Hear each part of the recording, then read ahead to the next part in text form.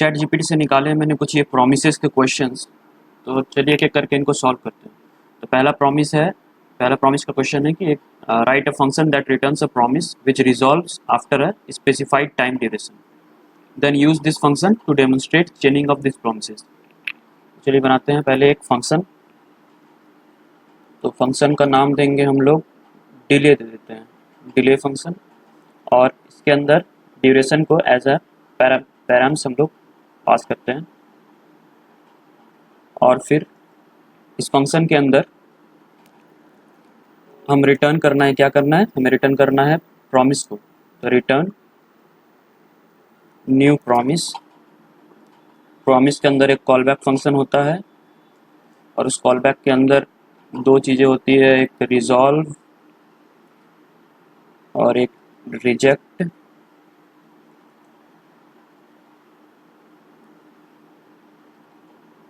अब हमें क्या करना है कि इसने बोला है कि कुछ टाइम इंटरवल के बाद वो होना चाहिए, मतलब वो हमें बोलना चाह रहा है कि सेट टाइम आउट का इस्तेमाल करना। तो सेट टाइम आउट हम लगा लेते हैं। तो सेट टाइम आउट में भी एक कॉल बैक फंक्शन होता है।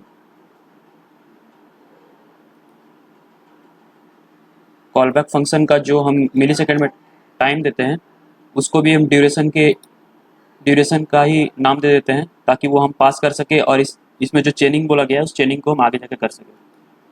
तो हमें क्या बोला गया है, रिजॉल्व करने। तो रिजॉल्व बैकटिक दे देते हैं ताकि हम उस वेरिएबल का इस्तेमाल कर पाएंगे वहाँ पे। तो रिजॉल्व आफ्टर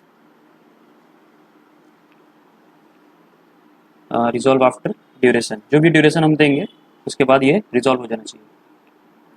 तो हम अब फंक्शन को कॉल कर लेते हैं। फंक्शन का नाम रखे हैं हम लोग डिले। और ड्यूरेशन, तो ड्यूरेशन हम इसमें डाल देते हैं 1000 मिली सेकेंड्स डाल देते हैं पहले, तो 1 सेकेंड। और उसके बाद फिर इसमें हम देन लगा लेते हैं ताकि हमें वो रिजॉल्व होके मिल जाए। और देन के अंदर भी एक कॉल बैक फंक्शन रहता है, कॉल बैक फंक्शन।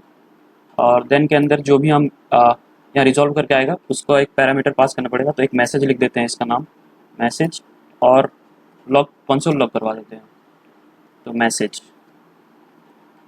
तो ये हो गया। अब हम इसे देख लेते हैं। तो ये आ चुका है हमारे, रिफ्रेश करते ही 1 सेकंड बाद यहाँ ये हमें मैसेज मिल गया। अब क्या करना है, हमें इसमें बोला गया है कि चेनिंग को डेमोन्स्ट्रेट करो इसी के हेल्प से। तो हम क्या करेंगे, यहाँ पे रिटर्न कर देंगे डिले फंक्शन को, और उसमें ड्यूरेशन को हम लोग वेरी करा देते हैं। इसमें ड्यूरेशन 2000 मिली सेकेंड्स डाल देते हैं। तो अब हमें एक रिटर्न मिला है, तो इसके लिए अब हम फिर से देन लगा सकते हैं और देन में फिर से मैसेज पास कर देते हैं और इसको भी लॉग करवा देते हैं और लॉग में लिख देते हैं मैसेज। चलिए देखते हैं। तब देखते हैं कि 1 सेकंड बाद पहला मैसेज और फिर 2 सेकंड बाद दूसरा मैसेज आ गया। इसमें हम ऐसे ही एक और रिटर्न कर सकते हैं, डिले, और इसको इस बार 3 सेकंड के बाद कराते हैं और फिर डॉट देन लगा के रिस्पॉन्स को ले लेते हैं।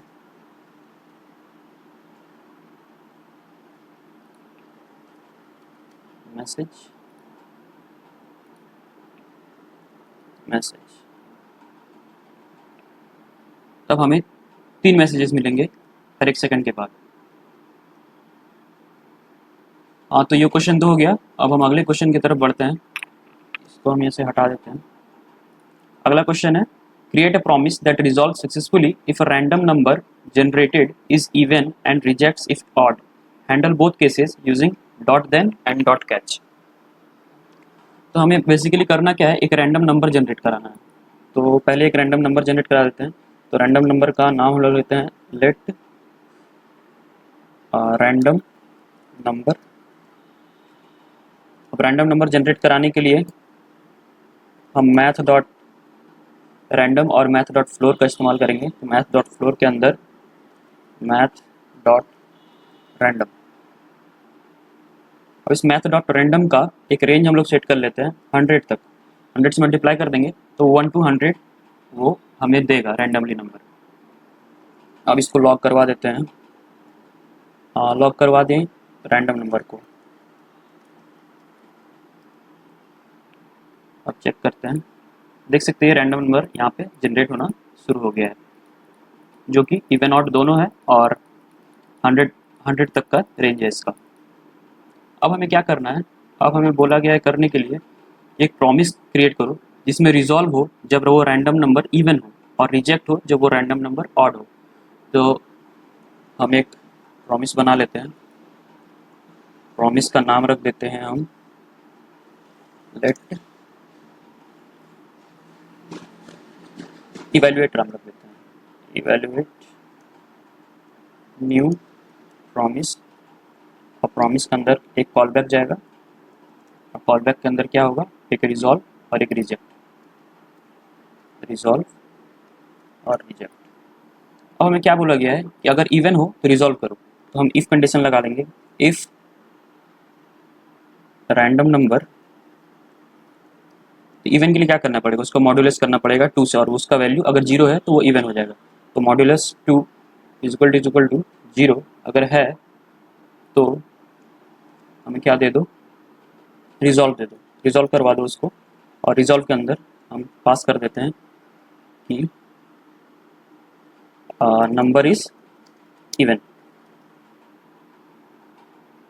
अब हमें एल्स लगा लेते हैं, और एल्स के अंदर अगर इवन नहीं है तो वो ऑड ही होगा और कुछ तो हो नहीं सकता है। तो हम लोग यहाँ एल्स के अंदर डायरेक्ट लिख देते हैं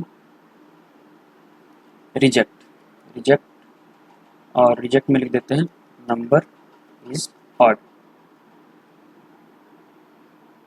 अब हमें इसे कॉल करना पड़ेगा, मतलब अब हमें इसे डॉट देन लगाना पड़ेगा, और डॉट देन लगा के फिर हमें की वैल्यूज लेनी पड़ेगी, डॉट देन और डॉट कैच लगा के।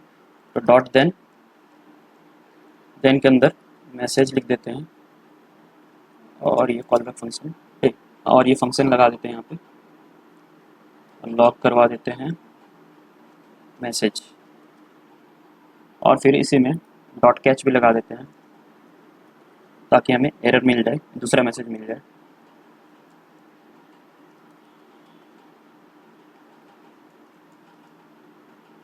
अब इसमें लॉग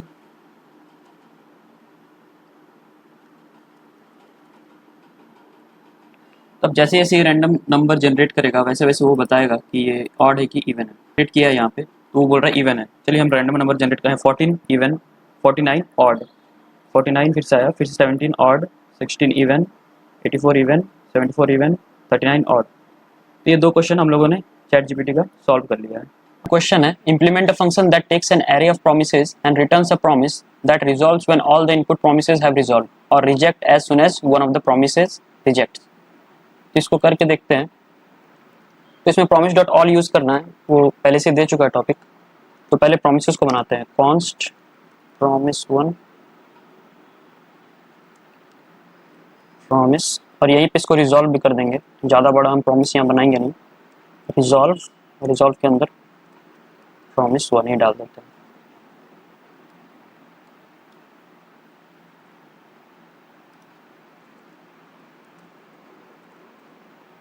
हमने 4 प्रॉमिस बना लिए हैं।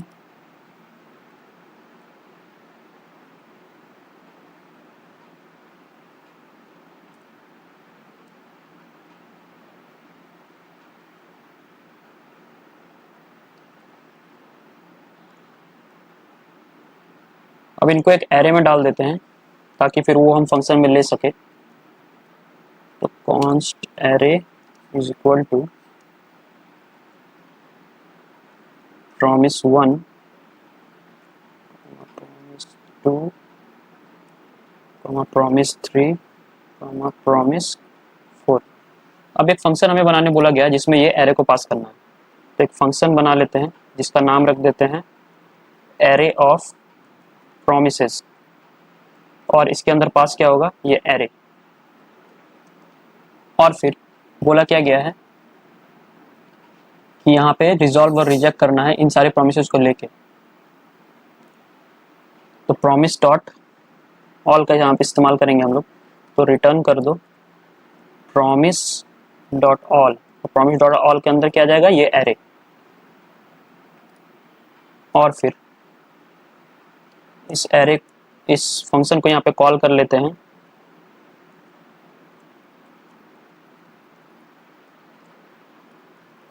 और फिर इसमें डॉट देन लगा देते हैं। डॉट देन के कॉलबैक के अंदर मैसेज डाल देते हैं एक, और लॉग भी करवा देते हैं मैसेज को। अब देखते हैं इसका आउटपुट। तो हम यहाँ पे देख सकते हैं कि यहाँ पे ये चारों प्रॉमिसेस आ गए हैं। अब हमें अगला क्वेश्चन करना है।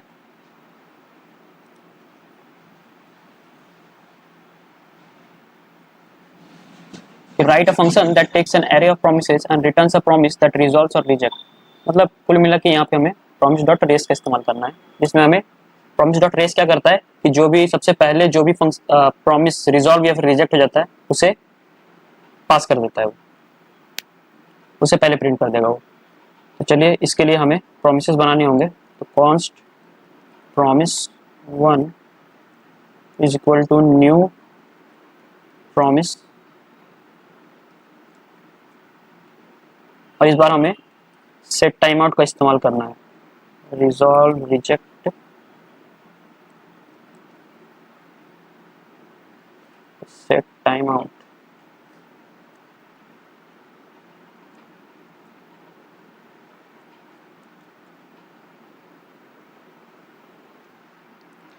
सेट टाइम आउट के अंदर हम रिजॉल्व डाल देते हैं, और रिजॉल्व में सिंपली हम ये मैसेज पास कर देते हैं प्रॉमिस 1।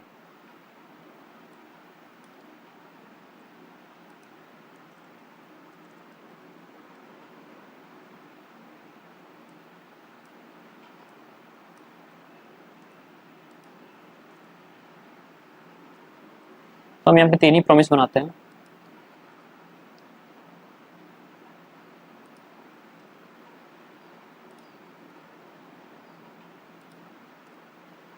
तो 3 प्रॉमिस बन गया। अब हम इनको एक एरे के अंदर रख लेते हैं। तो कॉन्स्ट एरे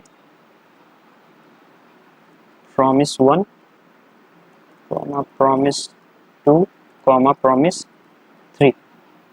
अब हमें क्या करना है, एक फंक्शन बनाना है जो कि इस एरे को लेगा। तो इस फंक्शन का भी नाम वही रख लेते हैं, एरे ऑफ प्रॉमिसेस, और इसमें पास होगा एरे, और यहाँ पे हमें यूज करना है प्रॉमिस डॉट रेस का। तो प्रॉमिस डॉट रेस क्या करेगा, जो भी सबसे पहले रिजॉल्व होगा उसे वो वहाँ प्रिंट करा देगा। तो हमें यहाँ सेट टाइम आउट पे टाइम भी सेट करना पड़ेगा। ये 1 सेकंड पे रख देते हैं,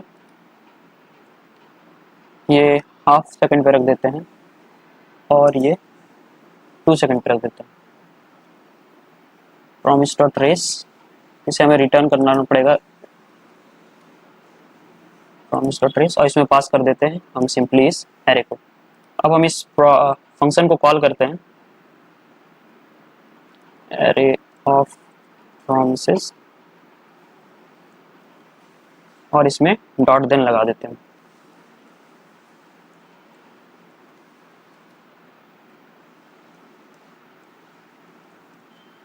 और लॉग करा देते हैं इस मैसेज को।